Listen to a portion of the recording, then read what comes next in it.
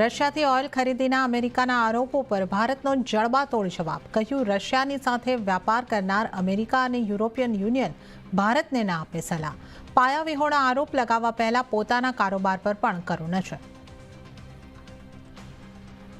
ટ્રમ્પની ટેરિફ ધમકી બાદ વિદેશ મંત્રી એસ જયશંકરનો અમેરિકાને જવાબ. બોલ્યા, નહીં ચાલશે અમુક દેશોની દાદાગીરીની સિસ્ટમ. એવી દુનિયા હોવી જોઈએ જ્યાં દરેકની ભાગીદારી હોય.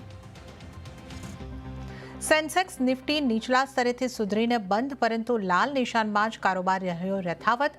મિડકેપ અને સ્મોલ કેપમાં પણ દબાણ સાથેનો જ કારોબાર.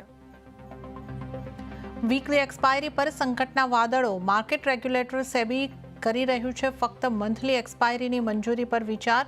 કેશમાં વોલ્યુમ વધારવા માટે ઘટી શકે છે એસટીટી. સીએનબીસી ટીવી 18ના એક્સક્લુઝિવ સમાચાર બાદ 3% ઘટ્યો બીએસસી. કેપિટલ માર્કેટ સાથે જોડાયેલા અન્ય શેર્સમાં પણ દબાણ. આવતીકાલે આરબીઆઈ ગ્રોથને વધુ એક આપી શકે છે બૂસ્ટર ડોઝ. મોંઘવારીને કંટ્રોલમાં લાવવા માટે આરબીઆઈ આપી શકે છે ભેટ.